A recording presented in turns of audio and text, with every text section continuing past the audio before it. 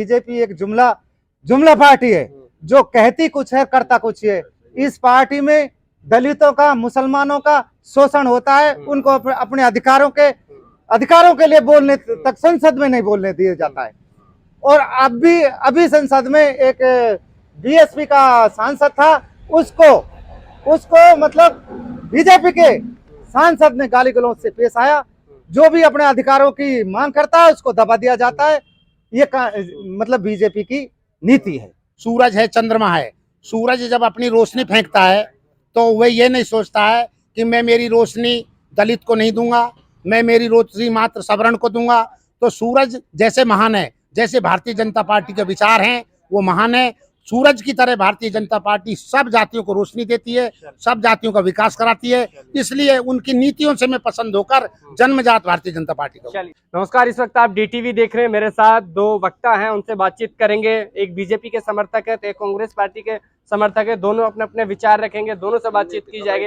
लगातार आप हमारे साथ बने रहिए। जी, पार्टी आप बीजेपी को पसंद करते हैं, क्यों करते हैं? मैं भारतीय जनता पार्टी को इसलिए पसंद करता हूं कि भारतीय जनता पार्टी के जो उच्च स्तर है वो हमारे प्रधानमंत्री नरेंद्र मोदी, योगी आदित्यनाथ, और ये दोनों ईमानदार हैं, ये देश को चला रहे हैं। दूसरी बात, इनका एक नारा भारतीय जनता पार्टी का, सबका साथ सबका विकास।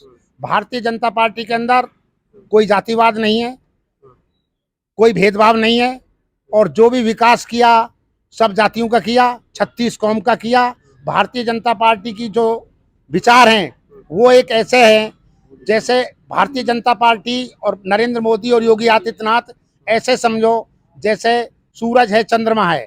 सूरज जब अपनी रोशनी फेंकता है तो वह ये नहीं सोचता है कि मैं मेरी रोशनी दलित को नहीं दूंगा, मैं मेरी रोशनी मात्र सवर्ण को दूंगा। तो सूरज जैसे महान है, जैसे भारतीय जनता पार्टी के विचार हैं वो महान है। सूरज की तरह भारतीय जनता पार्टी सब जातियों को रोशनी देती है, सब जातियों का विकास कराती है। इसलिए उनकी नीतियों से मैं पसंद होकर जन्मजात भारतीय जनता पार्टी का। चलिए आप बताइए, किस पार्टी को पसंद करते हैं? कांग्रेस पार्टी को पसंद करते हैं तो क्यों करते हैं? हम कांग्रेस पार्टी को पसंद करते हैं क्योंकि ये सबका साथ सबका विकास कांग्रेस पार्टी चाहती है। बीजेपी एक जुमला पार्टी है जो कहती कुछ है करता कुछ है। इस पार्टी में दलितों का, मुसलमानों का शोषण होता है। उनको अपने अधिकारों के लिए बोलने तक संसद में नहीं बोलने दिया जाता है। और अभी संसद में एक बीएसपी का सांसद था, उसको मतलब बीजेपी के सांसद ने गाली गलौज से पेश आया। जो भी अपने अधिकारों की मांग करता है उसको दबा दिया जाता है।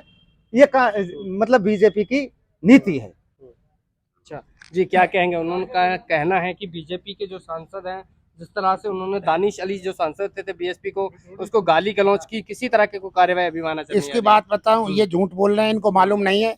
भारतीय जनता पार्टी ने दलित को राष्ट्रपति बनाया, आदिवासी को राष्ट्रपति बनाया। भारतीय जनता पार्टी एक ऐसी पार्टी है जो दलित को और आदिवासी को लेकर उच्च पदों पर बैठाया।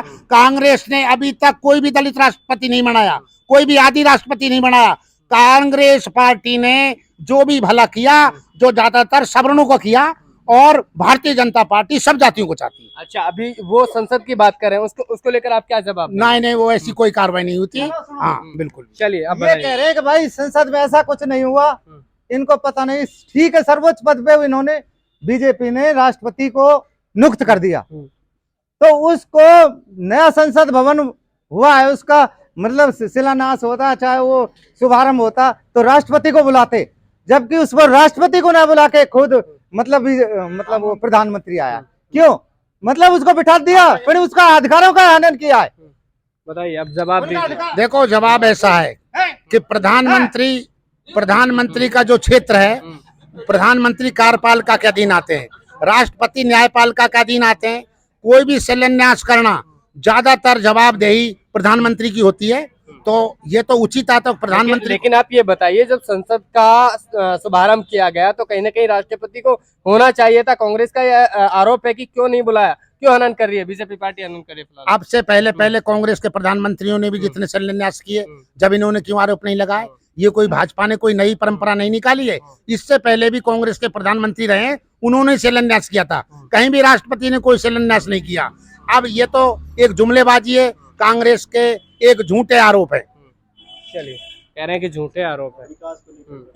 अब एक बात बताओ, झूठे आरोप हैं तो क्यों दंगा हो रहा है? वो मतलब जोशी भी कह रहा है ये नई नई संसद भवन बना है, ये तो कई फुट नीचे है। जो पुरानी जो धरोहर है देश की, उसको उसको नष्ट कर रहे हैं, उसकी सुरक्षा नहीं कर रहे हैं, उसका नाश कर दिया इन्होंने। और इसमें अब झगड़ा होगा, देखो मतलब संसद तमन की लड़ाई हो जाएगी संसद में ही। अच्छा, हाँ बिल्कुल ये बात बिल्कुल सही है। जब से संसद चला है तभी से उसमें कहीं ना कहीं हल्ला हो रहा है। बीजेपी की जहाँ हो रही है, कांग्रेस से सदस्यों को ले जा रहा है खरीद के, और उनमें कुर्सी फेंक रही है, उनमें बीजेपी वालों में आपस में लड़ रहे हैं कुर्सी फेंक के। नई संसद बनी, सुनो, नई संसद बनी 10,000 और जो काम दे रहे हैं सरपंच को बीजेपी सरकार में, पहले 10% दे जाओ यहाँ, उसके बाद में काम मिलेगा, नहीं काम नहीं मिलेगा। अब की बार गांव में सड़क रोड डालिए, गांव में विकास की कोई कमी नहीं रही। देखो नई संसद, ओ सुनो, ओ भाई, नई संसद बनी और 18 तारीख से 22 तारीख तक का सत्र, संसद का जो विशेष सत्र बुलाया, वो माननीय प्रधानमंत्री ने, भारतीय जनता पार्टी ने ये सत्र इसलिए बुलाया, महिलाओं के सम्मान के लिए सत्र बुलाया। नई संसद में महिलाओं के लिए 33% लोकसभा में, विधानसभाओं में महिलाओं के लिए 33% आरक्षण की व्यवस्था करी, महिलाओं का सिर ऊंचा किया। महिला भारत की आदि शक्ति है, महिला लक्ष्मी का रूप है। भारतीय जनता पार्टी ने महिलाओं को बहुत बड़ा सम्मान दिया है। क्या महिला सुरक्षित है बीजेपी पार्टी में? हाँ, मणिपुर के हालात बताइए अभी मुझे। देखो महिला इतनी सुरक्षित है, आज भारत के अंदर, उत्तर प्रदेश के अंदर, मैं आपको ये बता रहा हूँ, उत्तर प्रदेश के अंदर योगी आदित्यनाथ का राज है। एक महात्मा है, पहले ये सोचते थे कि लड़की गई है उसको फोन करो, लड़की को बुला लो। अब माँ बाप ये कहते हैं कि लड़के को बुला लो, कहीं पुलिस नहीं पीट दे। ऐसे बाबाजी ने हालात पैदा कर दिए कि लड़की इतनी सुरक्षित है वहां पर उत्तर प्रदेश के अंदर, खुले घूमती है, बिल्कुल इतना स्वच्छ राज है भारतीय जनता पार्टी के अंदर। और राजस्थान की बात कर रहे हैं, राजस्थान में जब सरकार रही थी बीजेपी को तो क्या कुछ मिला, और अब गहलोत देखो की सरकार है तो गहलोत के अंदर, राजस्थान के अंदर, पूरे भारत के अंदर सबसे ज्यादा रेप हुए, सबसे ज्यादा राजस्थान का इतिहास रचा है रेपों के अंदर। और भट्टी में जला के मारिए, भीलवाड़ा में एक आदिवासी लड़की को टुकड़े टुकड़े कर रेप कर इन्होंने भट्टी में जलाया।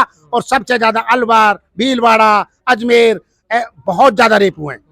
जी, कह रहे हैं कि कांग्रेस की सरकार में राजस्थान में सबसे ज्यादा यूं कहें कि महिलाओं पे, बच्चियों पे अत्याचार हुआ है। मतलब क्या है, कांग्रेस की सरकार में ये अत्याचार हो रहे हैं, ये कह रहे हैं, ठीक है। बीजेपी सरकार में भी 27 गुर्जरों को मार दिया गया, 27 गुर्जरों को मार दिया, वही बीजेपी सरकार है। और ऐसे ही बेचारे पहलवान बैठे हैं, महिला पहलवान की सुरक्षा की बात कर रहे हैं। महिला पहलवान 1 महीने तक मतलब रोड पे पड़ी रही है दिल्ली में, उनकी आज तक नहीं सुनवाई की। बीजेपी सांसद बलात्कारी बैठा है, जिसको अभी तक मतलब अरेस्ट नहीं किया गया। क्या बीजेपी सरकार है? बताओ आप, साबित क्यों नहीं है, साबित क्यों नहीं करा है? चलिए, देखो मेरी सुनो, देखो भ्रष्टाचार और बलात्कार में कांग्रेस अव्वल। मतलब अब सुनो कैसे अव्वल। कांग्रेस ने धरती के अंदर भी भ्रष्टाचार किया, धरती के ऊपर भी भ्रष्टाचार किया, और वायुयान में भी भ्रष्टाचार किया। तीनों लोकों में, पहली जो सरकार थी कांग्रेस की, इन्होंने तीनों लोकों में भ्रष्टाचार किया है, इतिहास गवाह है। और कहीं आप रिसर्च करके पूछ लो, बोफोर्स घोटाला, कॉमनवेल्थ घोटाला, हर जगह इनको घोटाला है। और अब राजस्थान के अंदर भी इन्होंने जो जल मिशन जो योजना लागू की गजेंद्र सिंह शेखावत ने, जो पानी दिया, उसमें भी अरबों खरबों का घोटाला है। जांच की जाए तो तमाम अधिकारी, तमाम नेता जेलों की सलाखों में होंगे। इतना बड़ा भ्रष्टाचार जल मिशन में किया है। भ्रष्टाचार को लेकर वो कह रहे हैं कि सबसे ज्यादा भ्रष्टाचार अभी कांग्रेस के सरकार देखो, भ्रष्टाचार तो सभी सरकारों में है, दूध का धुला कोई भी नहीं है। आगे समझे, दूध का धुला कोई भी नहीं है। लेकिन क्या है, इतना फर्क है, गरीबों की सुरक्षा कांग्रेस ही कर रही है, बीजेपी में तो गरीबों का दमन होता है। अब मान ले कह रहे हैं कि बस सर्वोच्च स्थान पे बैठा दी, वो क्या नाम है, अरे मुर्मू, तो उसको बैठा तो दिया, लेकिन उसको बोलने तक नहीं दिया जाता है, अधिकारों का हनन होता है। बैठाने से क्या फायदा? क्योंकि बेटी पढ़ाओ, ये बेटी पढ़ा रहे हैं जो बेटी वहां खड़ी है दिल्ली में जंतर मंतर पे है। तो चलिए देखिए, हमने अभी सुपड़ा साफ हो जाएगा केंद्र में भी। जी हाँ, अब भ्रष्टाचार की बात करें कि सभी दलों में, मैं आपको बता दूं, होगा सभी दलों में, परंतु मैं एक चीज कह रहा हूं बहुत बड़ी, कि योगी आदित्यनाथ अगर भ्रष्ट हो तो मैं बहुत छोटा जमींदार हूं, मात्र 10 बीघा खेत है, पूरी धरती में आग लगा दूंगा, बेच दूंगा अगर योगी आदित्यनाथ को कोई भ्रष्ट साबित करते पूरे भारत के अंदर। योगी आदित्यनाथ एक दिन हवन कर रहे थे, हवन करने के लिए कहा कि महात्मा जी एक 10 का नोट 100 का नोट निकाला जेब में से, जो जेब में हाथ दिया उस महात्मा के पास 100 रुपए भी जेब में नहीं निकले। वो योगी आदित्यनाथ जो देश का एक पैसा हराम है, जो उसकी बहन फूल बेचती है और अपने घर भी नहीं जाता है और देश के लिए अपने बाप के दाह संस्कार में भी नहीं गया, ऐसा लोह पुरुष, और उन पे आरोप कोई लगा जाए, मोदी और योगी के आरोप लगाने वाला इस देश, इस कांग्रेस में कोई पैदा नहीं हुआ जो इन दोनों नेताओं के ऊपर आरोप लगा दे। चलिए देखिए, मैंने अभी दोनों जो वक्ता थे कांग्रेस और बीजेपी की, दोनों से बातचीत की, दोनों ने अपने अपने विचार रखे, अपने अपने बातें रखी, दोनों आपने सुनी। लगातार इन बातों को लेकर आपकी क्या राय है, क्या कहना चाहेंगे और आप किस पार्टी को पसंद करते हैं, लगातार आप हमारे साथ देखते रहे। कैमरा पर्सन इस्माइल मन्नान के साथ मैं आपका अपना जी कोहली, DTV न्यूज़ से, धन्यवाद।